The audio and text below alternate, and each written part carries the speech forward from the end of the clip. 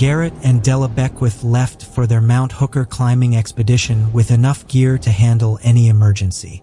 Except they left their satellite phones sitting in the truck.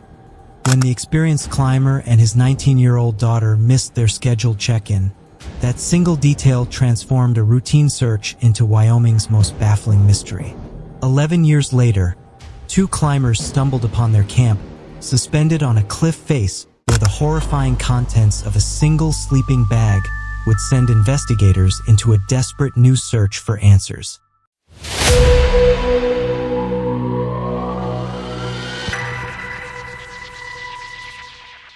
The silence began on a Tuesday in late August 2013. It wasn't a sudden, alarming quiet, but a slow, creeping one that seeped into the corners of the Beckwith family home in Wyoming. Marion Beckwith had expected the call at 7 p.m. It was the prearranged time, the one her husband Garrett had insisted upon before he and their 19-year-old daughter Della left for their climbing trip. Garrett, a 45-year-old engineer, was a man of systems and redundancies, a meticulous planner who believed that nature's chaos could be managed with enough foresight. A missed check-in was not part of his system. As 7 p.m. came and went, Mary and told herself it was nothing. A dead battery on the satellite phone, a difficult pitch on the rock face that took longer than anticipated. Mount Hooker wasn't a casual hike. It was a formidable beast of granite and ice in the heart of the Wind River Range, a place that didn't adhere to schedules. She busied herself, the coffee she'd made for the call growing cold on the counter. The house felt too large, the familiar hum of the refrigerator and the ticking of the clock on the wall amplifying the absence of the one sound she was waiting for. By Wednesday, the silence had grown teeth. Marion found herself pacing, picking up her phone only to see the same empty screen. She reread the last message from Della, sent 4 days earlier from the trailhead. It was so full of life, so blissfully unaware. Starting the approach. See you in a few days. Love you. The words, once a comfort, now felt like a ghost. Garrett's climbing partner, Alistair Finch, had once described him as the safest climber he knew. A man who checked his knots 3 times and mapped out every contingency. For him to be 2 days overdue with no word was not just out of character. It was a violation of his own rigid code. The gnawing anxiety in Marion's gut curdled into a cold, hard certainty. Something was wrong. Just after noon on Wednesday, her hands shaking slightly, Marion Beckwith dialed the number for the Fremont County Sheriff's Office. She spoke to a calm, professional voice on the other end, her own voice tight as she tried to convey the gravity of the situation without sounding hysterical. She explained that her husband, Garrett, and their daughter, Della, were missing.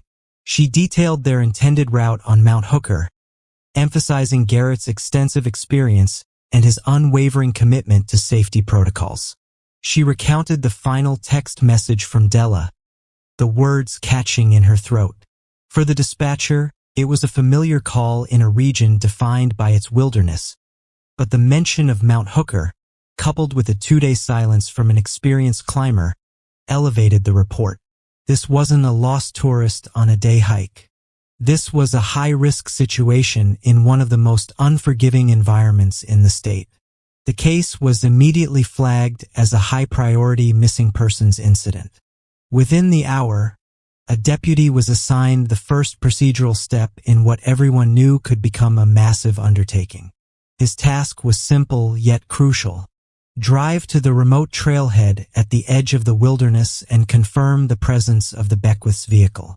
As the deputy's patrol car kicked up dust on the long, unpaved road leading into the mountains, he was driving toward the first piece of a puzzle that would confound investigators for more than a decade. The search for Garrett and Della Beckwith had officially begun. The drive to the Big Sandy trailhead was a long, rattling journey into isolation. Deputy Miles Corbin of the Fremont County Sheriff's Office felt the last vestiges of civilization fall away with every mile his patrol car chewed up on the washboard dirt road. The pristine blue sky of Lander gave way to a wider, more imposing canopy, framed by the jagged teeth of the Wind River Range rising in the distance. This was a place that didn't just feel empty, it felt ancient and indifferent. He'd been on calls like this before, but there was a weight to this one, a sense of foreboding that settled in his gut. Mary and Beckwith's voice on the phone had been strained with a control that was somehow more alarming than outright panic. She had described her husband, Garrett, not as a man who could get lost, but as a man for whom getting lost was a logical impossibility.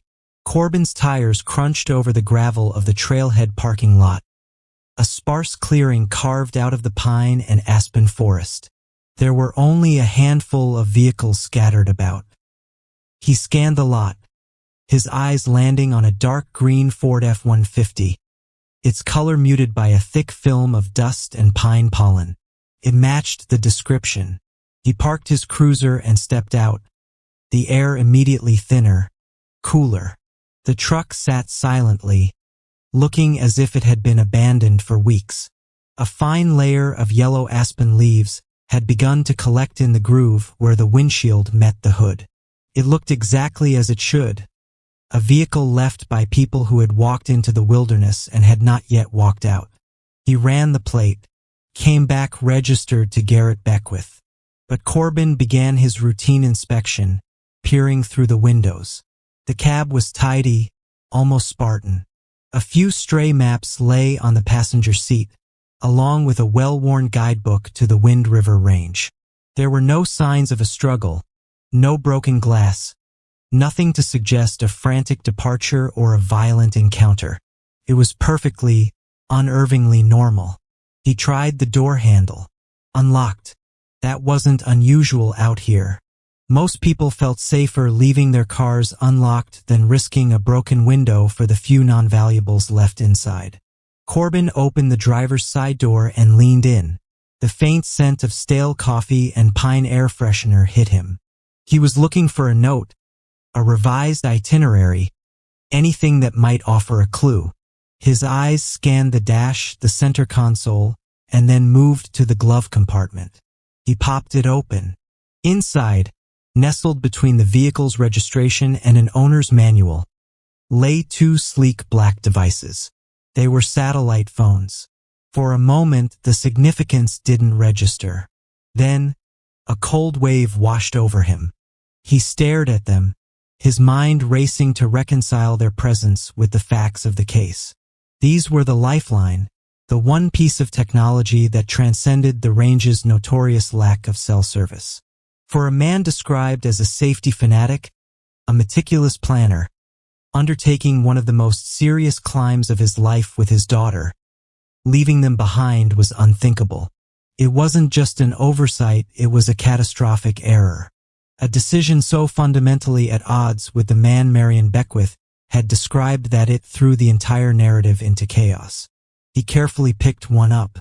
The screen lit up instantly, displaying a full battery. The other was the same. They hadn't been forgotten because they were dead. They had simply been left behind. Corbin keyed his radio, his voice flat, betraying none of the shock he felt. He reported the vehicle found and relayed the discovery of the phones. The calm response from dispatch did little to quell the unease. This single detail shifted the entire axis of the investigation. The prevailing theory of a simple climbing accident, a fall, an injury now seemed insufficient. This was something else. This was a mystery that began not on the treacherous slopes of Mount Hooker, but right here in the quiet, dusty cab of this truck. Within hours, the trailhead transformed into a bustling command post. Fremont County search and rescue trucks rolled in, followed by vehicles carrying volunteers and equipment. Maps were spread across the hoods of pickups. The immense topography of Mount Hooker and its surrounding peaks reduced to a dizzying web of contour lines. The ISAR commander, a man with a face weathered by decades of high-altitude operations, drew a massive search grid, his marker tracing the probable and possible routes the Beckwiths might have taken. The mood was professional and urgent, but an undercurrent of pessimism was already present. Everyone there knew the odds. The Wind River Range was a place that could swallow people whole, leaving not so much as a shoelace behind. The first flights began that afternoon. A search helicopter lifted off, its rotors beating a rhythmic thud against the vast mountain silence. From the air, the scale of the challenge was breathtakingly clear. Mount Hooker wasn't a single peak, but a complex massif of granite walls, sheer couloirs, and shadowed cirques that stretched for miles. The helicopter seemed like a tiny insect against the colossal rock faces. The spotters inside scanned the endless gray and white expanse, looking for a flash of color, a jacket, a tent, a piece of gear, anything that didn't belong. They saw nothing. By the second day, the search had intensified, but the mountain remained silent. Ground teams composed of highly fit SR members hiked the established trails, shouting Garrett's and Della's names into the wind, their calls swallowed by the immensity of the canyons. They found nothing. Then the weather turned. The crisp blue sky of early autumn bruised to a dark, ominous gray. The temperature plummeted and a biting wind began to howl down from the high peaks. What started as a cold rain quickly turned to sleet, then snow. The storm, arriving a few weeks earlier than usual, was a brutal physical blow to the search effort. The helicopter was grounded indefinitely. The treacherous slick rock became a death trap for the ground teams, forcing the SR commander to make the difficult decision to pull them back. The official search was paralyzed. As the official effort stalled, an unofficial one began. Garrett's old climbing partner, Alistair Finch, arrived at the command post. He was a wiry man in his late 40s, with the quiet intensity of someone who has spent a lifetime in serious environments. He listened to the SAR commander's report, his gaze fixed on the map, his expression grim. He knew, as the officials did, that the standard search protocols might not be enough. Garrett was an artist on rock, and he was known to be drawn to obscure, challenging lines that wouldn't appear in any guidebook. Alistair made a few calls. Within a day, a small, elite group of local climbers had assembled. They were not SAR certified, but they were experts in this specific terrain. They brought their own ropes, their own gear, and an intimate, intuitive knowledge of the mountain that no map could provide. While the official teams had focused on the probable, Alistair's group focused on the improbable. They pored over Garrett's old climbing journals, which Marianne had brought them, looking for notes or aspirations. They targeted unlisted routes, technically demanding faces, and remote walls that the official search had deemed too low probability. For days they pushed themselves to the limits, climbing in the biting cold, their hope dwindling with each empty ledge and silent cliff face. They too found nothing, not a single carabiner, not a shred of rope, not a footprint. After 10 days, the official announcement came. With no new leads, no sign of the Beckwiths, and with winter conditions rapidly setting in, the full-scale search operation was being suspended. It would be scaled back to a limited reactive status. The command post was dismantled.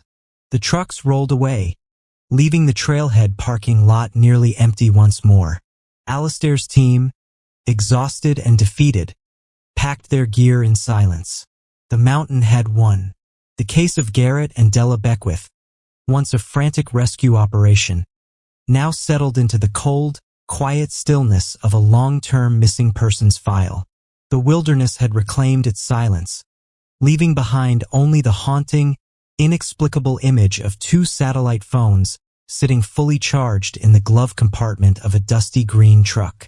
The years that followed the suspension of the search did not pass gently. They moved with a slow, grinding friction, eroding hope and calcifying grief. For Mary and Beckwith, time became a flat circle, each day a repetition of the one before, anchored to the same profound absence. The house in Lander, once filled with the vibrant energy of her daughter and the steady presence of her husband, became a quiet, meticulously preserved museum of a life that had abruptly stopped. Della's room remained untouched, her posters on the wall, a stack of books on her nightstand. Garrett's workshop in the garage was a silent testament to his orderly mind, tools hanging on their designated hooks, a half-finished project clamped to his workbench. To move anything felt like a betrayal, an admission that they were never coming back, a concession Marianne was not yet willing to make. In the wider community, the story of the Beckwiths slowly transitioned from a raw, immediate tragedy into a piece of local folklore. It became a cautionary tale, a ghost story whispered at trailheads and in climbing shops. New climbers in the Wind River Range would be told of the expert father and his talented daughter who walked into the mountains and simply vanished, leaving behind only their truck and 2 perfectly good satellite phones. The story served as a grim reminder of the wilderness' absolute power, its capacity to erase even the most prepared. The initial flood of casseroles and condolence calls to Marianne's home had dwindled to a trickle, then to a respectful, knowing silence from neighbors who no longer knew what to say. She was trapped in a state of suspended grief, a limbo from which there was no escape because there was no finality. The official case file, thick with search grids, interview transcripts, and technical reports, was moved from an active investigation drawer to a cold case cabinet at the Fremont County Sheriff's Office. It sat there, a testament to a mystery that had resisted every effort to solve it. Then, 3 years after the disappearance, in the summer of 2016, a flicker of possibility broke the stillness. A backpacker, navigating off-trail to fish a remote alpine creek several miles southeast of Mount Hooker, saw a glint of metal in the shallow, clear water. He reached in and pulled out a small hexagonal piece of aluminum, a climbing nut wedged tightly into a crack in a submerged rock. It was a high-end piece of protection gear, weathered but still solid. The hiker, an experienced outdoorsman himself, knew about the Beckwith case. He carefully marked the location and brought the piece of gear to the sheriff's office. The discovery briefly resuscitated the investigation. The local news ran a short segment, showing a picture of the climbing nut and rehashing the details of the disappearance. For a few days, it felt like 2013 again. Marianne's phone rang with calls from reporters. A detective from the cold case unit was assigned to follow up. He cross-referenced the brand of the nut, a specialized piece made by a small European company with the inventory of gear Garrett was known to use, compiled from receipts and Alistair Finch's memory. It was a match. The brand was one Garrett favored. Hope, however, is a fragile thing. The detective's follow-up investigation revealed the frustrating ambiguity of the clue. While the brand was a favorite of Garrett's, it was also popular among other serious climbers. There was no serial number, no unique marking that could definitively link it to him. Furthermore, its location was problematic. The creek was miles away from any logical ascent or descent route on Mount Hooker. It could have been washed downstream over 3 years from almost anywhere, or it could have been dropped by another climber entirely. After a week of analysis and a targeted but fruitless search of the area where the nut was found, the detective had to conclude that it was a dead end. The clue was too common, its provenance too uncertain. The brief glimmer of hope for Marianne was extinguished, leaving the darkness that followed feel even deeper. Another 2 years passed. The case sank back into obscurity until it was resurrected in the most unexpected of places. A niche, text-based online climbing forum, a relic from an earlier era of the internet that a small community of dedicated climbers still frequented. In a long dormant thread from 2013 titled, Beckwith Disappearance, Met Hooker, a user with an anonymous handle posted a new theory. The user pointed out that Garrett Beckwith had taken out a modest small business loan about a year before he vanished.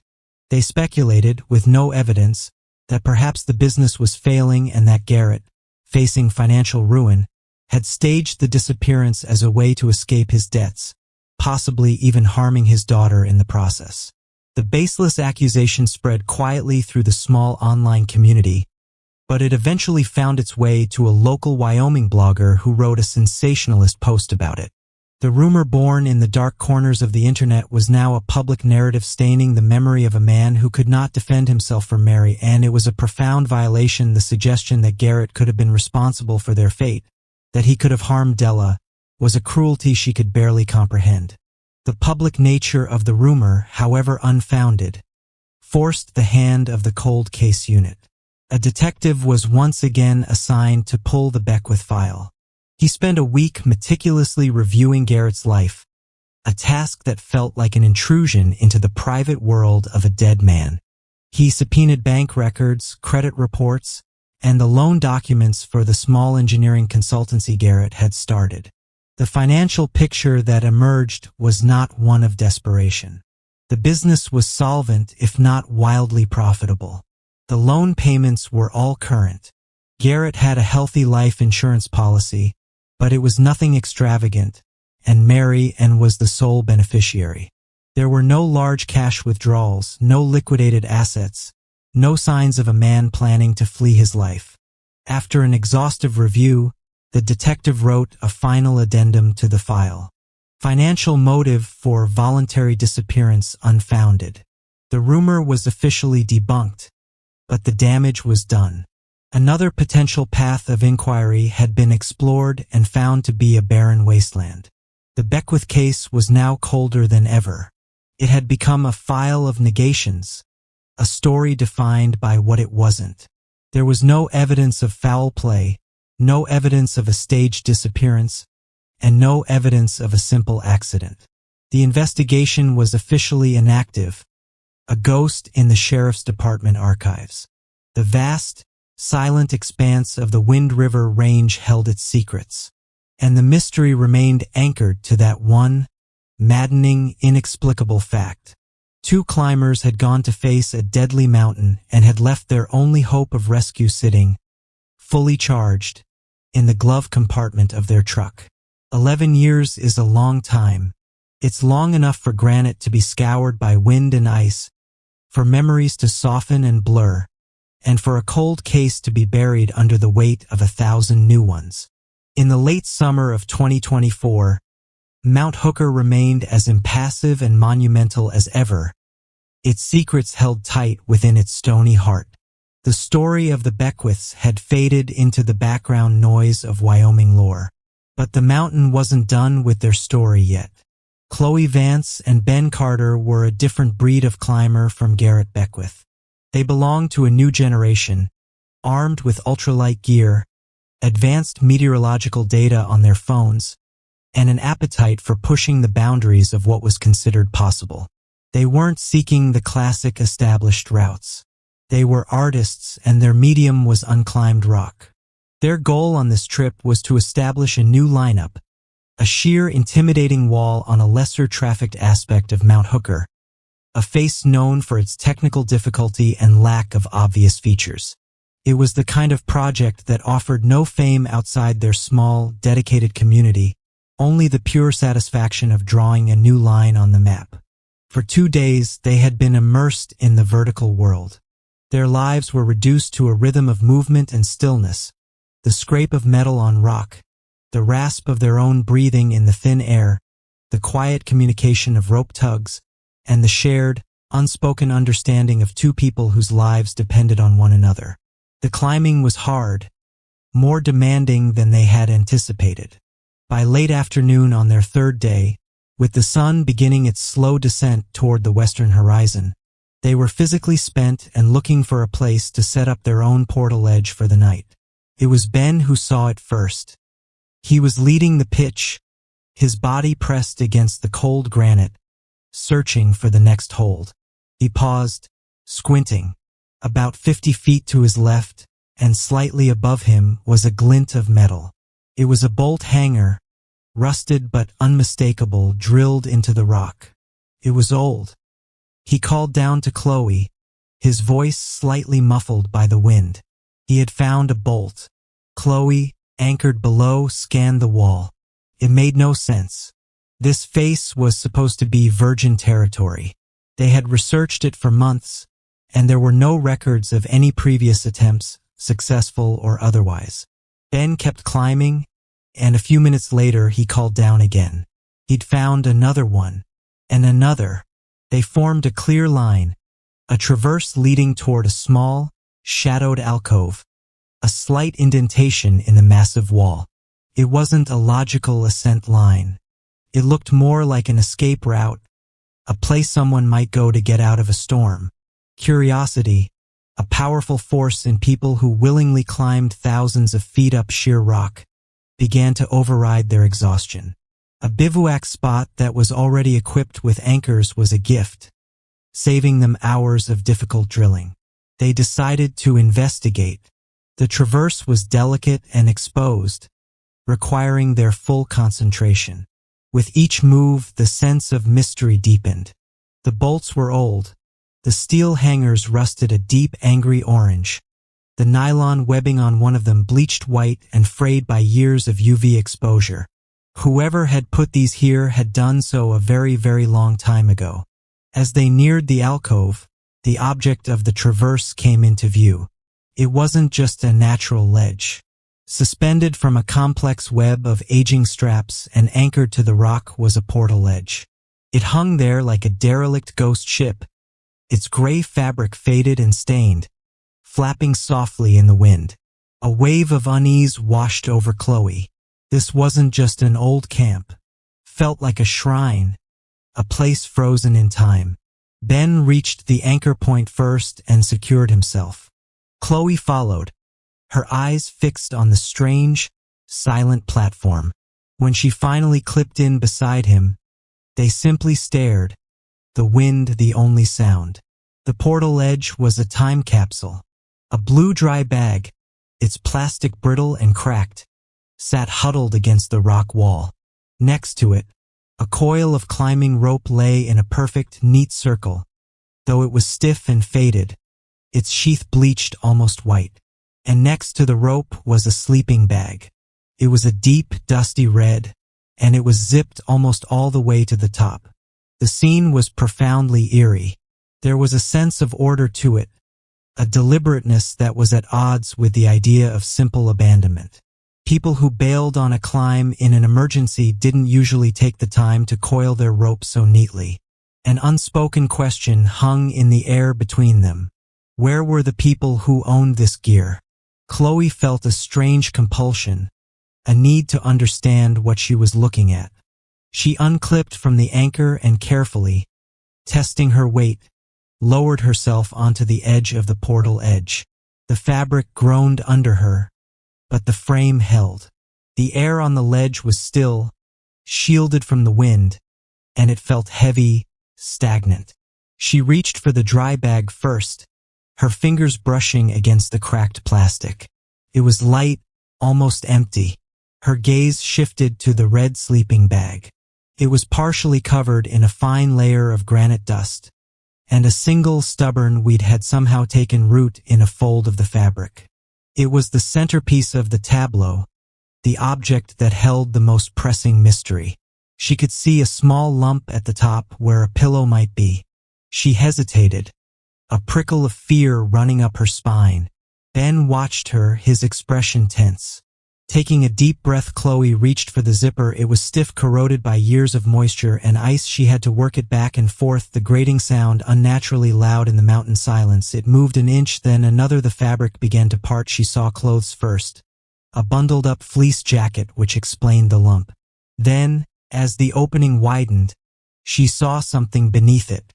It was pale, almost white, and had a smooth, curved shape. For a surreal moment, her brain refused to process it.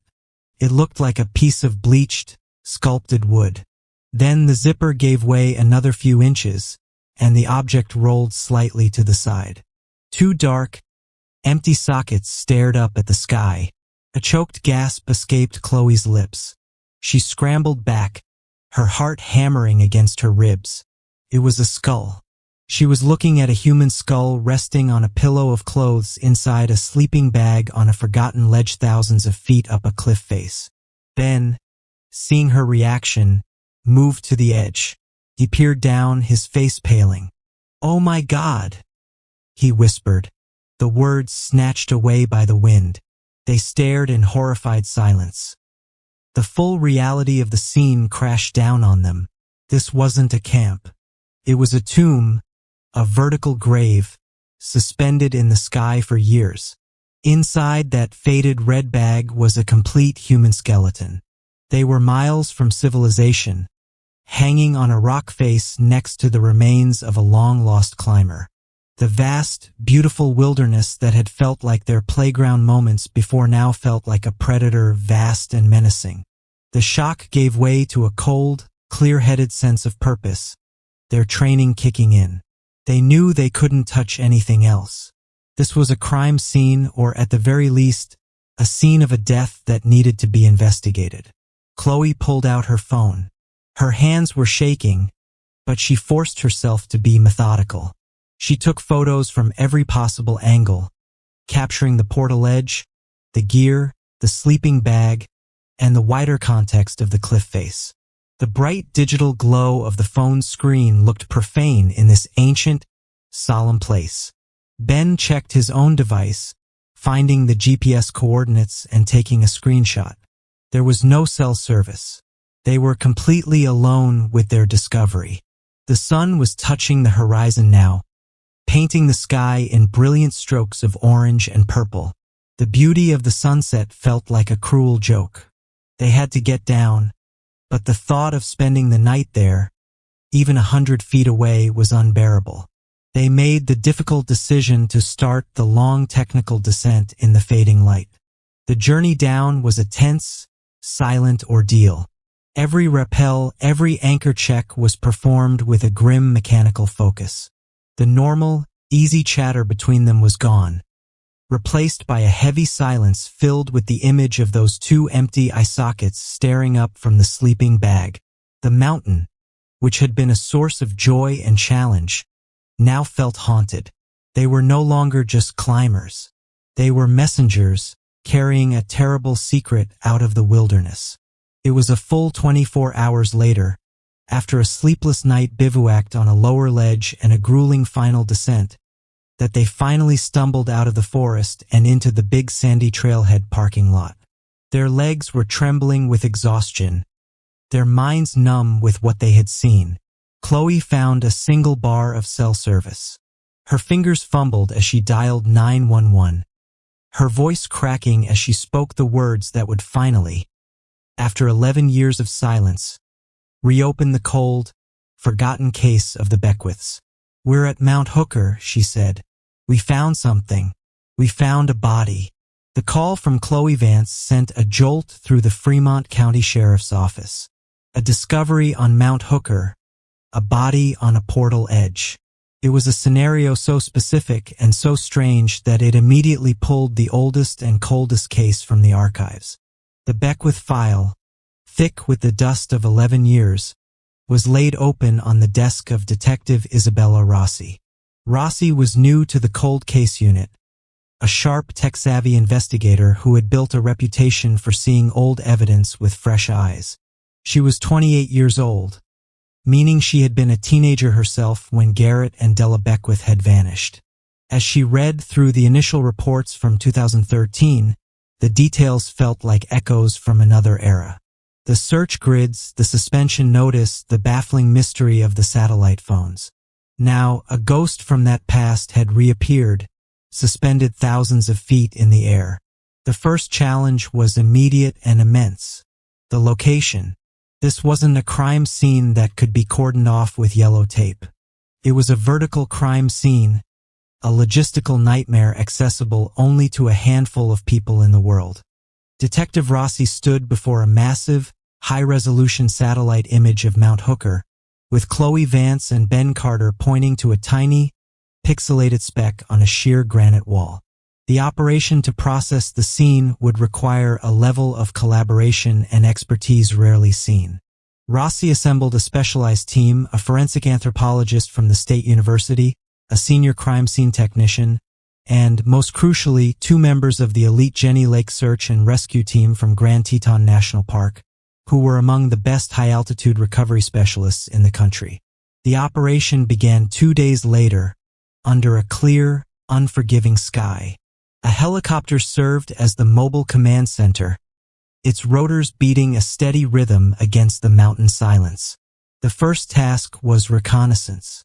Detective Rossi and the forensic anthropologist, Dr. Eris Thorne, circled the site from the air, the portalage a tiny, fragile-looking platform, against the overwhelming scale of the rock. Through binoculars, Rossi could see the scene just as Chloe had described it. The faded gray fabric, the coil of rope, the ominous red sleeping bag. It was a place that had been locked away from the world, preserved by its own inaccessibility. The recovery itself was a painstaking, multi-day process. The 2 SAR climbers were the first on the wall, establishing a new, secure set of ropes and anchors above the site. From this station, they could rappel down to the portal edge, acting as the hands and eyes for the investigative team. Every action was relayed via radio to Detective Rossi and Dr. Thorne, who were observing from a temporary base camp established on a wider, more stable ledge several hundred feet below.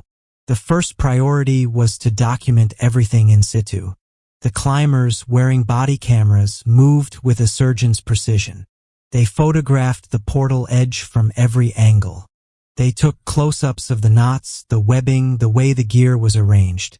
The crime scene technician watching the live feed directed them, asking them to measure the distance between objects, to check for any non-climbing related items, to look for anything that seemed out of place. The inventory of the gear was the first set of clues. The brand names and models of the carabiners, the cams, and the ropes were meticulously logged. A quick cross-reference with the 2013 case file confirmed it.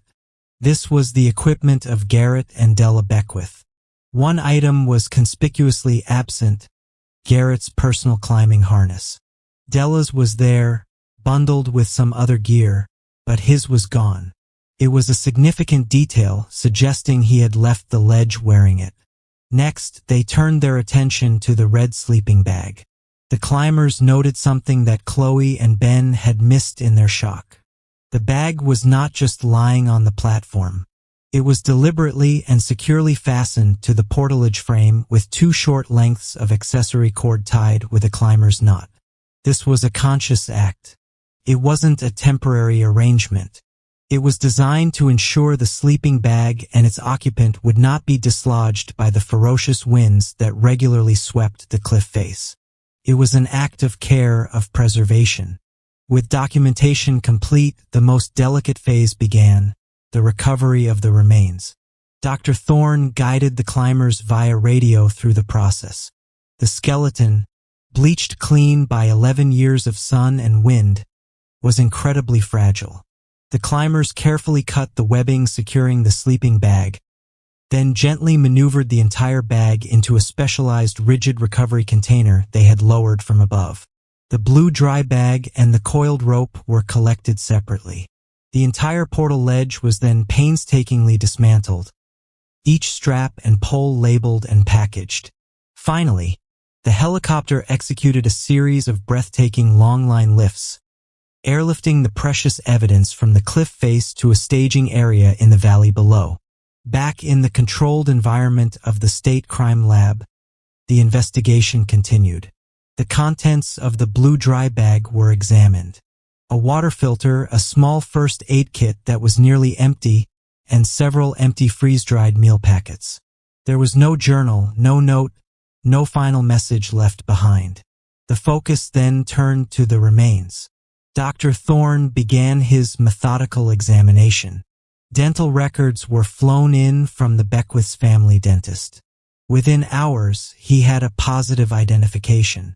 The skeleton found on the portalage was that of 19-year-old Della Beckwith. As Dr. Thorne continued his work, he made the discovery that would finally provide a concrete explanation for the scene on the ledge. While examining the lower leg bones, he found it a severe complex fracture of the right tibia. The break was catastrophic, a spiral fracture with evidence of significant displacement. He explained to Detective Rossi that such an injury would have been excruciatingly painful and completely immobilizing. There was no way Della could have put any weight on that leg, let alone perform the complex athletic movements required to descend a technical rock face. She had been trapped. The evidence now painted a clear, heartbreaking picture. Della had suffered a terrible accident, a fall that shattered her leg. Garrett, her experienced father, had done everything he could. He had established a secure camp on the most protected ledge he could find.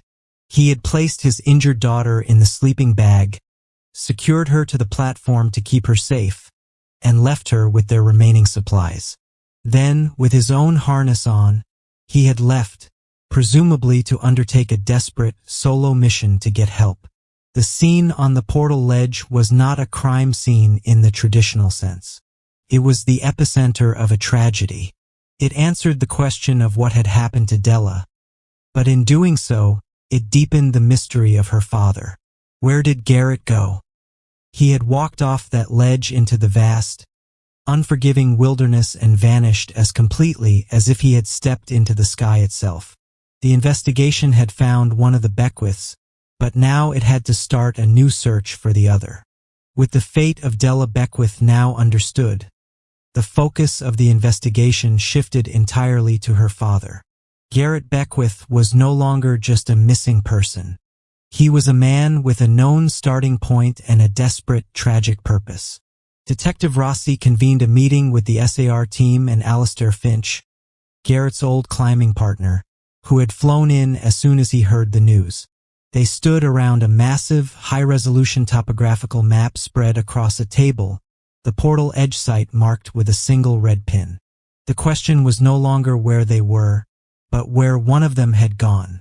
He would have tried the most direct route down, Alistair said, his finger tracing a series of steep gullies and ledges on the map directly below the pin. He was against the clock, Della's injury, the weather. He wouldn't have been thinking about a safe, easy descent. He would have been thinking about speed. Based on this expert insight, Rossi authorized a new, highly targeted search. This wasn't the vast, grid-based operation of 2013. This was a forensic search focused on the logical and likely treacherous path a lone climber would take in a life-or-death situation. The team, again composed of elite SAR climbers, began their work at the empty portal edge anchors and started rappelling down, their eyes scanning every crack and ledge for any sign that a man had passed that way 11 years before. For 2 days they found nothing. The rock was clean, wiped by a decade of storms. Then on the third day, a searcher made a find. About 500 feet directly below the camp, tucked away in a narrow, water-streaked gully, he found a single, rust-pitted climbing anchor, a python hammered deep into a hairline crack. It was an old-style piece of gear, the kind a climber would use only when no other form of protection was available. It matched the vintage of the gear recovered from the portal edge. A wave of excitement went through the command post. This was it. This was Garrett's path. He had been here. The piton marked his descent. Hope soared that he would be found nearby, perhaps at the base of a difficult rappel. The search team redoubled their efforts, meticulously scouring the gully and the scree fields below it. They spent another full day combing the area, their optimism slowly draining away with the setting sun. The piton led nowhere. It was a single, isolated clue in a sea of granite. Beyond it, there was no other sign of his passage. No dropped carabiner, no shredded piece of clothing, nothing. It was another frustrating dead end.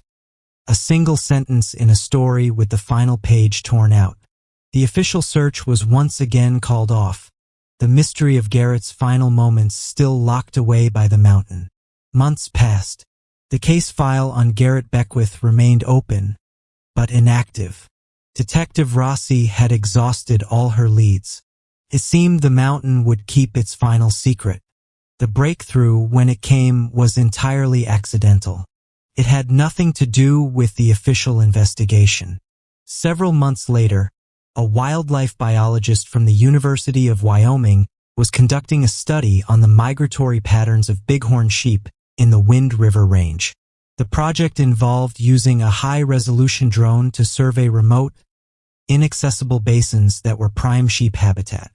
One afternoon, while piloting the drone from miles away, he was guiding it over a rugged, bowl-shaped basin several miles east of Mount Hooker, a desolate, cliff-bound area with no trails and no logical reason for a person to ever go there. As he scanned the live footage on his monitor, a flash of unnatural color caught his eye.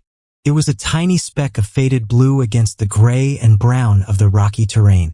He maneuvered the drone closer, lowering its altitude. The image resolved into tattered shreds of fabric snagged on a thorny bush at the base of a high, sheer cliff. Panning the camera, he saw something else scattered among the rocks nearby.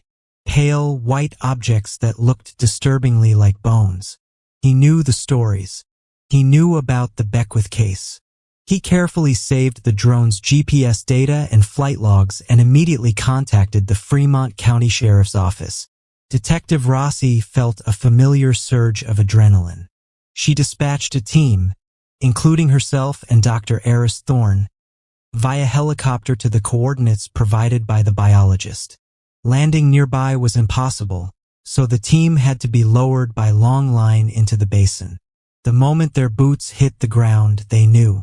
The basin was a natural trap, surrounded on three sides by unclimbable cliffs.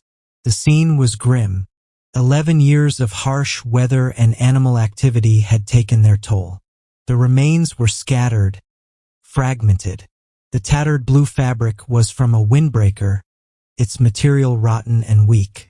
Dr. Thorne began the slow, somber work of recovery. It was immediately clear that a full DNA identification from the degraded bone fragments would be difficult, if not impossible. The remains were, however, consistent with those of an adult male of Garrett's height and build. For a moment, it seemed that a definitive link might elude them, leaving Garrett's fate in a state of perpetual uncertainty. Then, a member of the recovery team, sifting through the soil near where the largest bone fragments were found, saw a glint of metal. It wasn't climbing gear. He carefully brushed away the dirt to reveal a small, uniquely shaped titanium plate, the kind used in maxillofacial surgery. It was bent and scratched, but intact. Detective Rossi felt her heart quicken. She remembered a detail from her initial review of the case file, a line in Mary and Beckwith's original interview. She had mentioned that Garrett had shattered his jaw in a cycling accident about 15 years prior and had required extensive surgery. Rossi made a call. Within hours, Garrett's old dental and surgical records were being faxed to the state medical examiner's office. They included detailed diagrams and specifications of the titanium plate that had been used to reconstruct his jaw. The next afternoon, the confirmation came. The plate found in the remote basin was a perfect match. There was no doubt. After 11 years, Garrett Beckwith had been found. His final resting place was not at the bottom of a climbing route, but miles away, at the base of a cliff he had likely never intended to be on. The location told the final tragic chapter of his story. He hadn't just fallen. He had become profoundly lost. In his desperate, high-stakes race against time, likely disoriented by injury, weather, or darkness, he had strayed far from the logical descent path, ending up in a part of the wilderness from which there was no escape. His final moments were not a calculated risk, but a fatal error born of desperation and love. The discovery of Garrett Beckwith's remains brought the long, agonizing search to a close, but it did not bring simple closure. Instead, it offered a theory pieced together from fractured bones, a rusted piton, and the silent testimony of a vertical grave. The official conclusion entered into the final report by Detective Isabella Rossi was one of cascading tragedies. A story of love and desperation played out on a stage of unforgiving granite. The prevailing theory accepted by the investigators and by Mary and Beckwith herself was as logical as it was heartbreaking. The story began with a misstep on the rock, a moment of misfortune that resulted in Della's severe leg fracture. From that instant, their ambitious climbing adventure transformed into a desperate fight for survival. Garrett, the meticulous planner, did everything right. He established a secure camp on the portalage, a fortress against the elements. He stabilized his daughter's injury as best he could, placed her in the sleeping bag to protect her from the biting wind and cold, and consciously secured her to the platform, an act of a father ensuring his child would be safe while he was gone. He left her with their supplies, a small comfort in an impossible situation. Then, wearing his harness and taking only the most essential gear, he embarked on a solo mission for help, a descent he knew was fraught with peril. His path, marked by that single lonely piton, showed his initial intent. But somewhere in the treacherous gullies and ledges below, something went wrong. Perhaps it was the encroaching storm that had thwarted the initial search, a sudden whiteout that erased the landscape and his sense of direction. Perhaps it was a small slip, a minor injury that compounded his problems. Or perhaps it was simply the immense, disorienting scale of the wilderness. Lost and likely hypothermic, he had wandered miles off course, ending up in the inescapable basin where he ultimately succumbed to a final, fatal fall. Miles away, on the cliff face, Della waited. She would have watched the clouds roll in, her hope dwindling with the fading light, until she too succumbed to her injuries and the relentless cold. It was a story without villains, a perfect storm of bad luck and the brutal indifference of nature. Yet, even with this narrative, one question remained, hanging in the air like an unresolved chord.It was the question that had haunted the case from the very first day, the detail that elevated it from a simple tragedy to a profound mystery. Why were the satellite phones left in the truck? It was the central, inexplicable flaw in an otherwise logical chain of events. Had it been a simple human oversight? A moment of overconfidence from an expert climber who believed he had transcended the need for such precautions on a familiar mountain? Or had they been intentionally left behind for a reason that would forever remain unknown? That single, seemingly minor decision made in the quiet of the trailhead parking lot 11 years earlier was the fatal pivot point. It was the mistake that had removed any chance of a different outcome, the silent error that had set in motion a chain of events from which there was no recovery. The answer to that question was buried with Garrett and Della, leaving an unfillable hole in the center of the story. For Mary and Beckwith, the final discoveries brought a brutal kind of peace. The limbo of not knowing, a unique and torturous form of grief, was over. She was now a widow and a mother who had lost her only child. But she was no longer the wife and mother of the missing. She could finally bring Garrett and Della home. A small private service was held. She buried the remains of her daughter and the fragmented, recovered pieces of her husband side by side. The story had an ending even if it was incomplete.